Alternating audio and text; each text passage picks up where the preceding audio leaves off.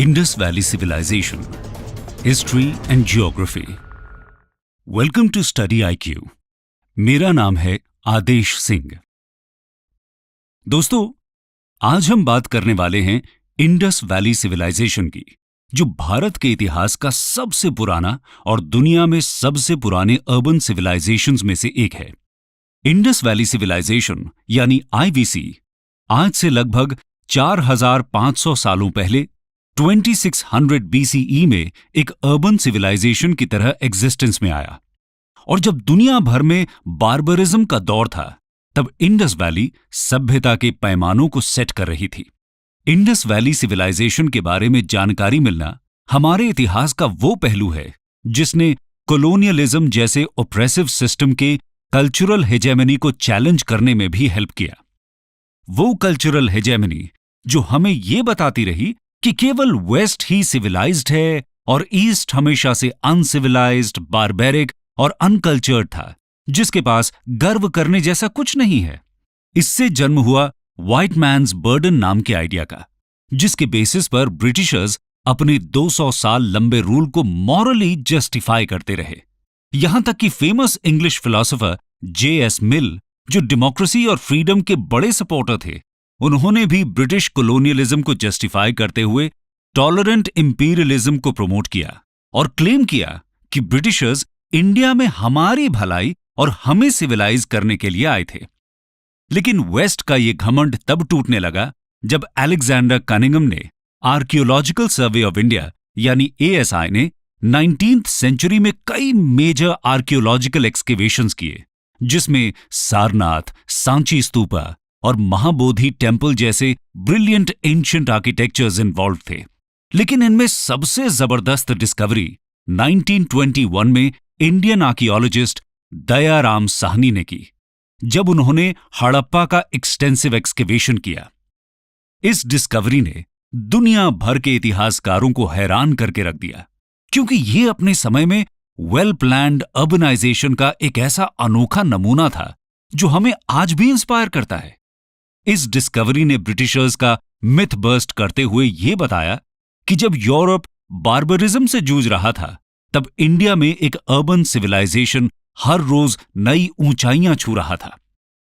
ये कहानी उसी इंडस वैली सिविलाइजेशन की है जिसने भारतीयों को खुद के इतिहास पर गर्व करने का एक मौका दिया और दुनिया को यह बताया कि सभ्यता पर वेस्ट की मोनोपोली नहीं हो सकती। तो आइए पहले हम इंडस वैली के कुछ मेजर फीचर्स को समझ लेते हैं, जो हमें यहां के बाकी पहलुओं को जानने में मददगार होंगे। Basic features. दोस्तों, इंडस वैली सिविलाइजेशन टाइटल पहली बार जॉन मार्शल ने यूज किया, लेकिन इसे हड़प्पन सिविलाइजेशन भी बोला जाता है। और आईवीसी एशिया के 3 और major civilisations Mesopotamia, ancient Egypt और चाइना का समकालीन था, और इंडस वैली के मेसोपोटामिया के साथ ट्रेड रिलेशंस के एविडेंसेस भी हैं। इंडस वैली की सिटीज एग्रीकल्चरल सरप्लस पर बेस्ड अर्बन टाउन्स थे, पर यहां की इकोनॉमी मर्केंटिलिज्म पर भी बेस्ड थी, जहां से मैसिव एक्सपोर्ट्स सी और लैंड रूट्स दोनों से होते थे। इस कॉन्टेक्स्ट में अब हम इंडस वैली के एक्सकेवेशंस के इतिहास को ब्रीफली समझेंगे। Excavations in British India and independent India. दोस्तों, वैसे तो हड़प्पन रूइंस का सबसे पुराना रिकॉर्ड ईस्ट इंडिया कंपनी के सोल्जर चार्ल्स मैसन की किताब narrative of various journeys in Balochistan, Afghanistan and the Punjab में मिलता है, जो उन्होंने 1842 में लिखी थी। एक और बात ध्यान देने वाली यह है कि ब्रिटिश इंपीरियलिज्म एक सिस्टमैटिक प्रॉब्लम थी, ना कि इंडिविजुअल। ऐसा इसलिए क्योंकि कई ब्रिटिशर्स जैसे अलेक्जेंडर कनिंघम ने इंडिया के एंशिएंट कल्चर और सिविलाइजेशनल हिस्ट्री को महत्व देते हुए उस पर रिसर्च को प्रमोट भी किया। यही वजह है कि 1853 में अलेक्जेंडर कनिंघम को भी शायद आईवीसी के बारे में पता चला जब उन्होंने हड़प्पा को विजिट किया, लेकिन इसका सिग्निफिकेंस वो शायद समझ नहीं पाए। बाद में 1921 में दयाराम साहनी ने हड़प्पा और फिर 1922 में RD बैनर्जी ने मोहेंजोदड़ो का एक्सटेंसिव एक्सकेवेशन किया। इसके बाद से लगातार इंडस वैली पर एक्सकेवेशंस हो रहे हैं, जिनमें कई प्रोमिनेंट आर्कियोलॉजिस्ट्स जैसे NG Majumdar, Amalananda Ghosh, RS Bisht, JP Joshi, R Rao और वसंत शिंदे इन्वॉल्व रहे। इन्होंने आईवीसी के कई और साइट्स जैसे सुतका गैंडोर, कालीबंगा, लोथल एटसेट्रा को डिस्कवर किया और आज तक 2000 से ज्यादा इंडस वैली साइट्स पाई गई हैं।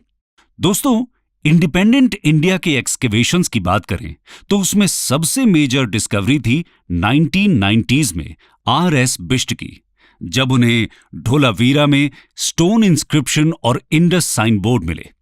Indus sign board wooden plate में इंडस स्क्रिप्ट का लॉन्गेस्ट इंस्क्रिप्शन है और स्टोन इंस्क्रिप्शन ऐसा पहला हड़प्पन इंस्क्रिप्शन है जो स्टोन में है।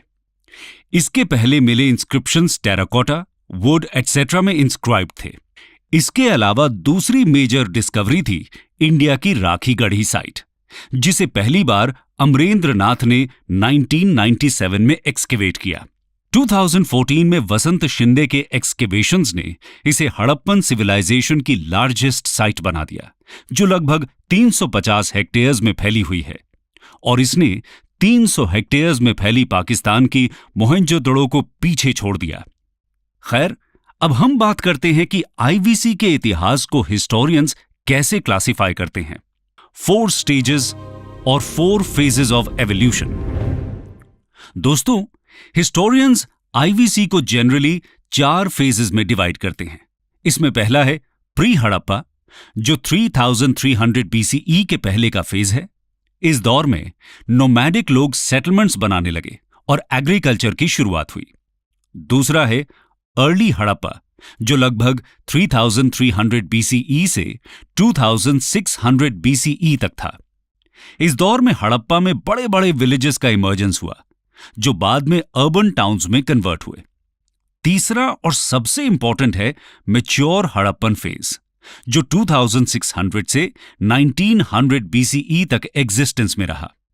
इस दौरान वो ग्रेट सिटीज फ्लरिश कर रहे थे, जो आईवीसी को अर्बन बनाते हैं, और इसी दौर में हड़प्पा में मर्केंटिलिज्म भी अपने चरम पर था। आखिरी फेज है लेट हड़प्पन फेज, जो 1900 बीसीई से 1300 बीसीई में मिलता है। यहां आईवीसी का डिक्लाइन दिखता है, जिसके बाद धीरे धीरे ये सिविलाइजेशन इतिहास बन गया। चलिए अब आपको लेकर चलते हैं इंडस वैली की जियोग्राफी की ओर और जानते हैं कि ये कहां से कहां तक फैला हुआ था। Geography of Harappan sites.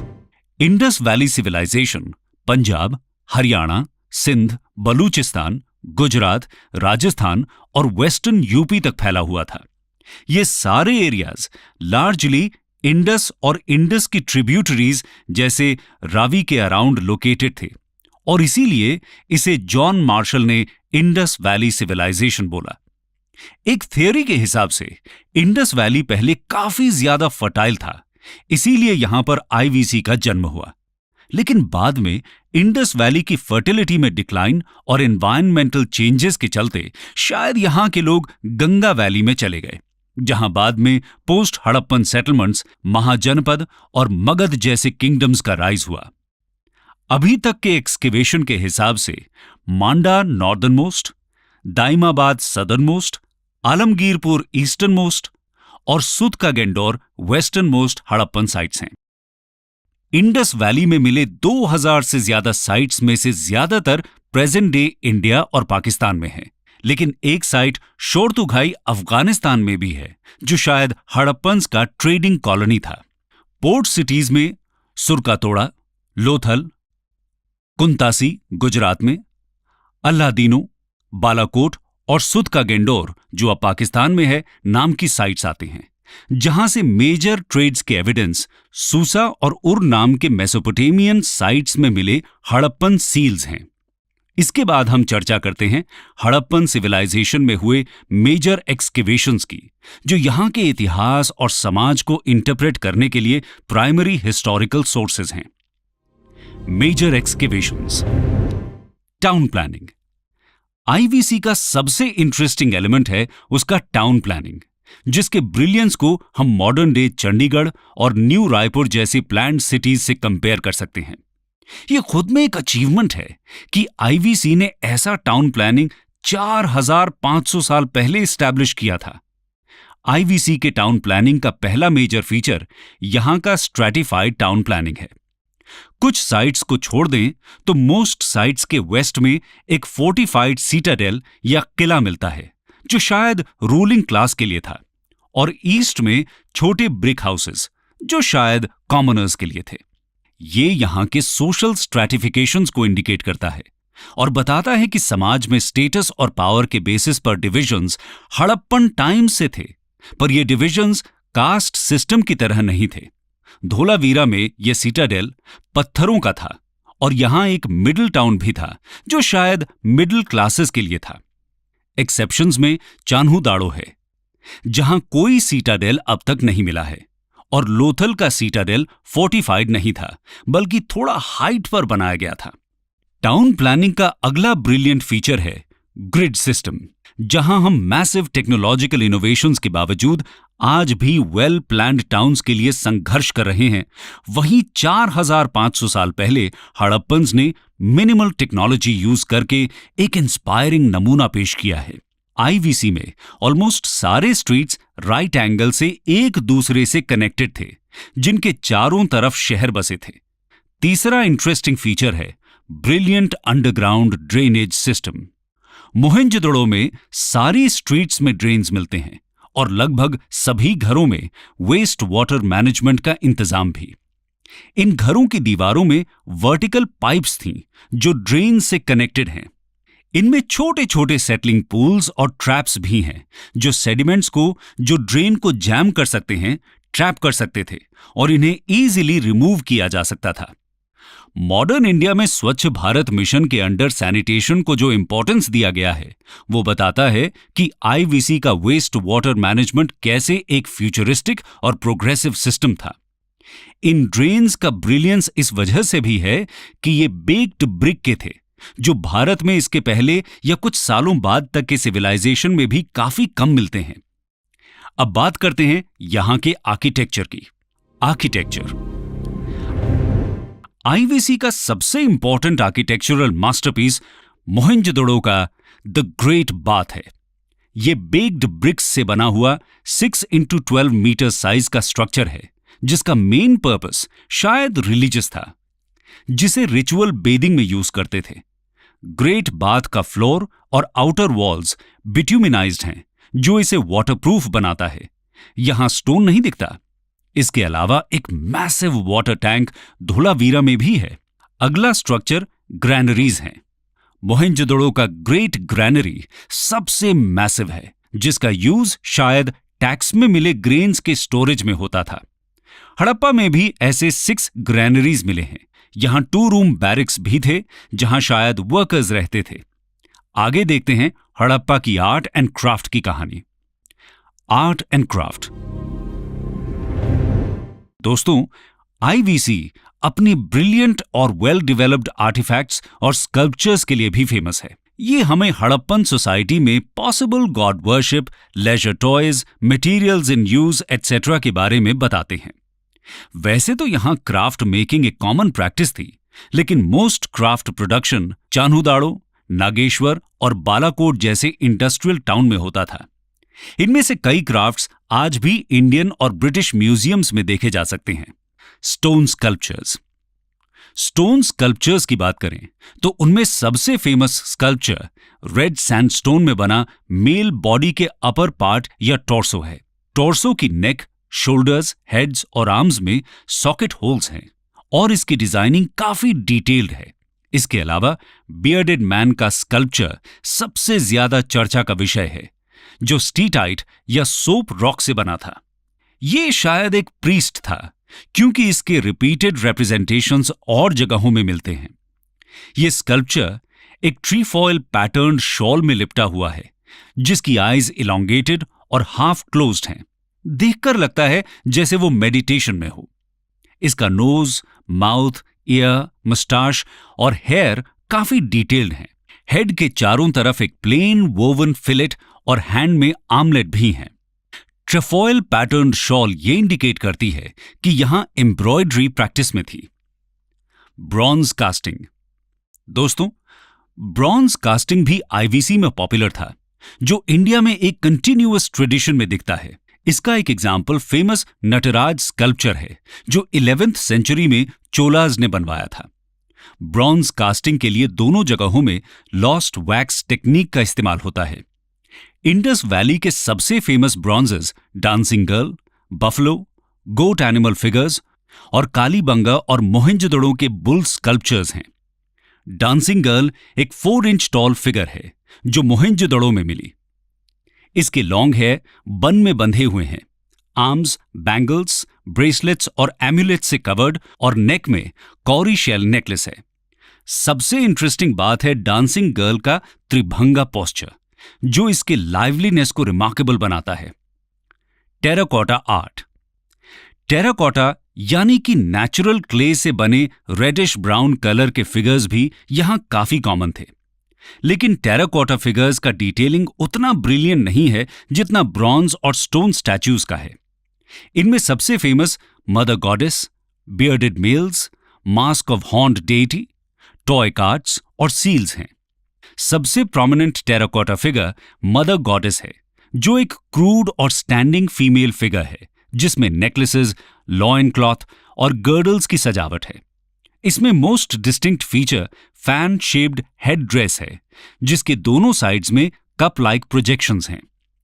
बाकी के फेशियल फीचर्स क्रूड और कम रियलिस्टिक हैं। सील्स की बात करें तो वो टेराकोटा के अलावा steatite, agate, chert, copper, faience, gold, ivory और सिल्वर में भी मिलते हैं। सील्स का इस्तेमाल जनरली ट्रेड में होता था, शायद as a proof of authenticity. इनमें सबसे पॉपुलर मोहेंजोदड़ो के पशुपति सील हैं, जिसमें एलिफेंट, टाइगर, राइनो, बफलो और 2 एंटीलोप्स कार्व्ड हैं। पॉटरी। अगला इंपॉर्टेंट क्राफ्ट यहां का पॉटरी है, जो लार्जली व्हील मेड थे, ना कि हैंडमेड। सबसे common red and black ware pottery थे। प्लेन पॉटरी ज्यादा कॉमन है दैन ऑर्नामेंटेड पॉटरी, और कुछ रेयर पॉलीक्रोम और इनसाइज्ड वेयर्स भी मिले हैं। पॉटरीज में ग्रेसफुल कर्व्स ज्यादा कॉमन हैं दैन स्ट्रेट और एंगुलर शेप्स। अदर्स। इन सब के अलावा यहां क्लॉथ मेकिंग में यूज होने वाले स्पिंडल व्हर्ल्स कई घरों में मिले, जो क्लॉथ मेकिंग के कॉमन प्रैक्टिस के इंडिकेशंस हैं। हड़प्पन्स बोट मेकिंग क्राफ्ट भी जानते थे, जिसका इस्तेमाल सी ट्रेड में होता था। यहां वेट्स एंड मेजर्स भी डेवलप्ड थे, जो शायद 16 के मल्टीपल्स में यूज होते थे। ये मेजरमेंट टेक्निक मॉडर्न इंडिया तक देखने को मिला, जहां 16 आना 1 रुपए होता था। तो ये था इंडस वैली सिविलाइजेशन के इतिहास का वो पहलू जिसमें हमने वहां की जियोग्राफी, टाउन प्लानिंग, आर्किटेक्चर और मेजर एक्सकेवेशंस और क्राफ्ट्स मेकिंग की बात की। ये एक्सकेवेशंस हड़प्पन हिस्ट्री के प्राइमरी एविडेंसेस हैं, जिनके थ्रू ही हम उनके इतिहास और समाज के बाकी पहलुओं जैसे politics, society, economy, religion, culture और डिक्लाइन के बारे में जान पाते हैं। इन एविडेंसेस के थ्रू हड़प्पन सोसाइटी से रिलेटेड थियोरीज और इन्फ्रेंसेस की बात हम अगले वीडियो में करेंगे।